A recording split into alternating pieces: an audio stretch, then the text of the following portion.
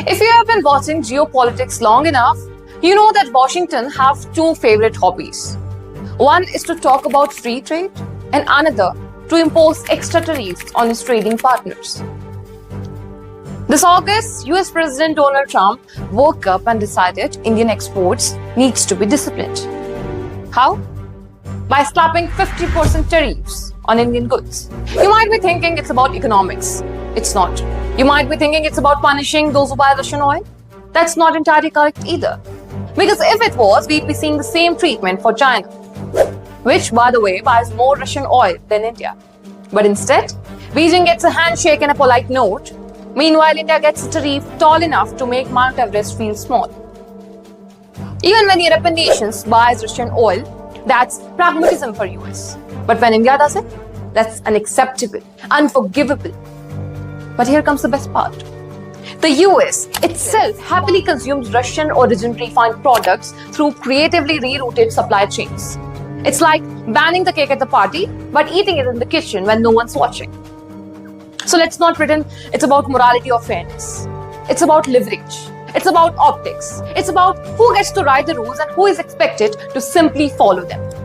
As Trump is okay when half the world does it, but when India does it, it's suddenly fueling Putin's war machine. And ladies and gentlemen, let's not forget this is the same United States which sells arms worth billions to countries that wage actual wars. And nobody calls it fueling war machine at the time. And so Washington has decided to teach India a lesson. Not through diplomacy, not through dialogues, but with the language of tariffs. The language that hits the factories, farmers, exporters, and small businesses. The language of economic muscle. Another plot twist is that many countries, including Israel and China, have openly sided with India on this. Yes, Israel, America's closest ally in Middle East, and China, America's biggest rival.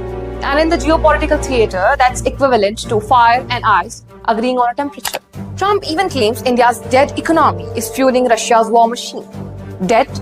But India's 6.2% GDP growth rate, fastest from its peers, says otherwise. India's Foreign Secretary Vikram Misri fired back, calling it unfair, unjustified, and unreasonable, vowing to protect 1.4 billion people's energy needs. The Federation of Indian Exports Organization warned 55% of India's $86.5 billion US exports would suffer. But India is no stranger to pressure. With a history of dodging superpower arm twisting, New Delhi's response is clear. We will negotiate, not need. Trump's executive order cites India's 1.75 million barrels daily of Russian oil. But as Misri noted, this was a necessity when Europe hogged other supplies. It seems like Trump's playing judge, jury, and tariff czar. But why only India? China, Russia's top oil buyer, gets a 30% tariff and a 90-day grace period. The EU and Turkey barely a murmur despite their Russian trade.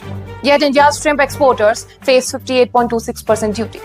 The US itself imported $3.5 billion in Russia's uranium and fertilizers in 2024. But Trump is pointing fingers in India like a schoolyard bully who forgot his own report card. Former US envoy Eric Garcetti dropped the bombshell, saying the US encouraged India's Russian oil buys in 2022 to stabilize global markets. But now it's a crime. What's the real play? Today, Trump wants India to ditch Russian oil, open its agriculture and dairy markets, and buy American energy. Classic art of the deal bullying. In short, it's less about Ukraine and more about forcing a one-sided trade pact which screams America first. He is betting that tariffs will break India's resolve. But calling our economy dead while we outgrow the most? That's not strategy. That's firm-forward logic.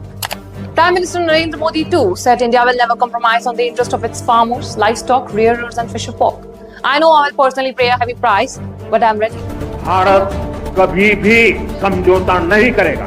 मैं जानता हूं व्यक्तिगत रूप से मुझे बहुत बड़ी कीमत चुकानी पड़ेगी, लेकिन मैं इसके लिए तैयार हूं. India's Petroleum Minister Hardeep Singh Puri shrugged off Trump's threat, saying, "I'm not worried. We import from 40 countries." From Delhi's view, this feels like colonial rerun, punishing India for prioritizing its people. Why? Trump's hypocrisy isn't just glaring, it's practically glowing. Trump's press conferences are a masterclass in bluster. On July 30th, he gripped India's tariffs are too high, promising a deal by August 1. Spoiler? No deal. On August 6th, he told India's fueling the war machine, vowing to raise tariffs because I'm not happy. When asked why India singled out over China, he shrugged, I don't know. adding you'll see more secondary sanctions. Translation? He is winging it. Trump wants India to lift Russian oil, open daily markets, and buy US energy to shrink the $45.8 billion trade deficit. India's response? Action, not words. Our government held emergency meetings with ministers while Congress pushed for a Lok Sabha debate. India's sticking to its gun, with PM Modi to visit Moscow, Russia, and Tianjin, China to bolster ties. Trump's banking on tariffs to bully India, but New Delhi's playing a long game. Russia too slams Trump tariffs as illegal, defending India's trade rights. BRICS allies, Brazil, China, South Africa dismissed Trump's rants as baseless. Shashi Tharoor tweeted, the US lectures India on Russian oil when importing Russian uranium. Double standards much? India's doubling down. Analysts urged India to resist Trump's exaggerated demands to protect sovereignty. But you know what Trump's misstep is? Underestimating India's strategic spine. While he calls India's economic debt, New Delhi is rallying BRICS, causing up to China and standing firm. Trump wants a one-sided trade deal in India of Russian oil, but India is playing chess, not checkers.